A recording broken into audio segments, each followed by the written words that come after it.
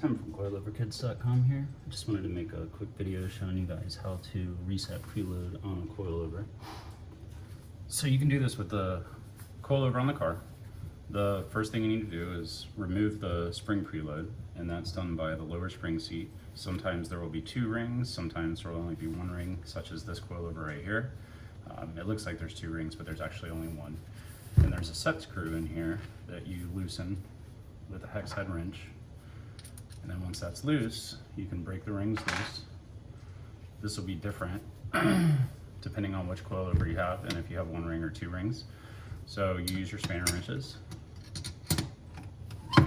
break the coilover loose. I already have this one loose for the purpose of the video. And then what we do is we get it to the point where there's no preload on it. So the spring can move up and down, not very much. We tighten it back up till there's just a little bit of tension and it just starts to touch top and bottom. Once it's tight, this is what we consider, some people consider this 0 preload, but in our case, this is not what we consider 0 preload. We consider 0 preload once you rotate this collar as much as you can by hand. Obviously this will vary by different person, arm strengths and whatnot, and spring rate, but it doesn't matter. Just twist it as much as you can by hand, and once you have it, twist it all the way. You're going to add 3 to 5 millimeters for preload. So the amount of preload varies by coilover brand, manufacturer, but I always go with 5 millimeters of preload. So you'll take your spanner wrenches and you'll rotate these collars, applying more preload.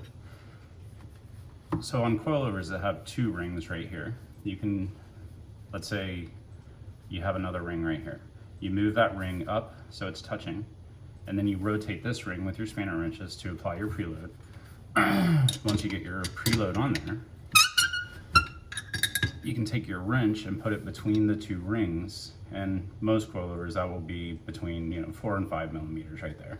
The other way to do it is to just measure the spring. So after you rotate this collar as much as you can, you measure to the top of your spring, the very top edge, and then you measure to the very bottom edge, and then you add roughly a 1/4 inch or 3/8 worth of preload to it. Once you have everything preload all the way on, you tighten your rings back up. If you have another ring down here, you would tighten that lock ring. So for one that had 2 of them, you would put 1 wrench here, you would put 1 wrench here, and you rotate this bottom wrench to tighten it up. With only 1 like this, you just use your 1 wrench to apply your preload and tighten it up. Since we only have 1 ring, we have to tighten our set screw back up. And this does not need to be crazy tight. This only needs to be snug. And then once that's snug, you're all set and good to go.